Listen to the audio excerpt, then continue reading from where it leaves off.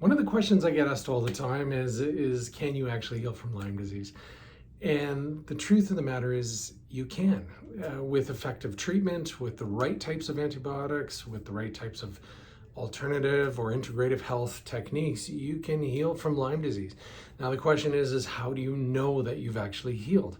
Well, this is where really good testing comes into play, because it's one of those things. Lyme disease is one of those bugs that can actually hide in you for years and years and years, meaning you could have gotten bit as a child and basically harbored that bacteria, and your body basically held it in some sort of homeostatic check for a long period of time, and then some major stress hit your body. So that would be something like going through a divorce, or having a car accident, or maybe it was studying for your SATs or university exams, and something where the immune system really gets kind of its butt kicked. And then all of a sudden this bacteria can come out and flourish. I mean, we saw this a lot with COVID. We saw this a lot with people that would have a major traumatic event in their life where all of a sudden they were like, I've never been well since.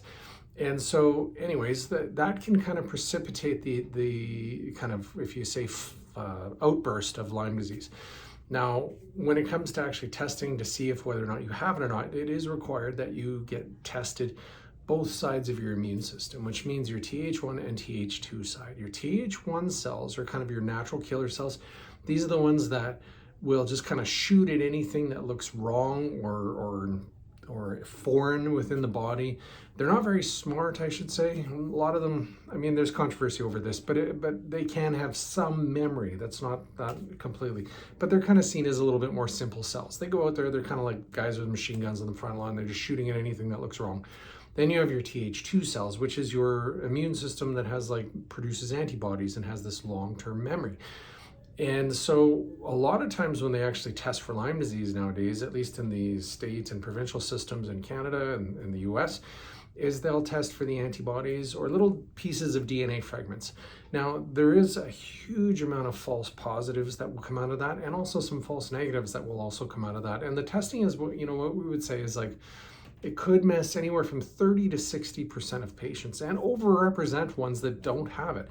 And the reason being is those protein fragments that they're actually testing for the DNA is not necessarily unique to that bacteria. Those proteins can be found on other bacteria as well. And so they're saying, well, if you have a combination of some of these, it's likely. But the point is that it isn't 100% accurate. No test is 100% accurate. But if you look at both sides of the immune system, so if you look at the natural killer cells response, you actually take the blood sample, send it off, they expose those natural killer cells to the Lyme disease bug. And if those natural killer cells explode and get really angry and say, hey, I don't like this at all, you know it's an infection that your body has seen recently and is prepared to fight. If it doesn't react, then well, it probably hasn't seen things.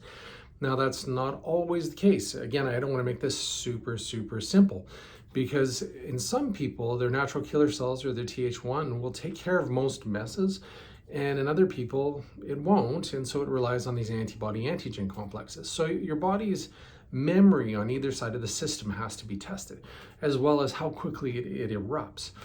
One of the other things that's really important to notice too is that antibody titers. Some will argue that, when you have, say, Lyme disease, your body will always have antibodies to Lyme disease. Now, some people may hang on to them for months, years, or maybe even a decade or more. We don't know. We've never really tested for that. But we do know that for most infections that we've tracked like this, that the antibodies can linger, 3 to 6 months, maybe a year, and in some cases a little bit longer. So testing just the antibodies is not going to tell you whether or not it's gone or not. What will tell us if it is if we test both sides. And we look at the data and we say, okay, look, are those antibody titers coming down? And if they are coming down, then there's a good chance that the infection is on its way out or it's gone. And same thing on the natural killer side. If the natural killer cells haven't seen anything, they won't react. They won't have that kind of positive reaction, and so therefore probably hasn't seen the Lyme disease in a long time. So that, really proper testing is what's most important to determine whether or not you've actually eradicated it or not. The other side of that is if you do incomplete testing and incomplete treatment, and you basically send it back into hibernation, it hides in your tissues and waits for the next time that you get sick again or run down again or stressed out again, and then it'll just simply come out of hiding. So I think what the most important thing to do is one, you want to use the proper test. Reach out to me if you want to know what the proper test actually is. There's a couple labs in the world that do a really good job of this. It's not super cheap. But nonetheless, if you want your answers, that's what you need to look into. So make sure if you want to learn more, make sure to follow my channel, and also reach out, ask any questions, subscribe, follow, share. I appreciate all of those things. I'm going to bring a lot more information your way over the coming months. Stay tuned.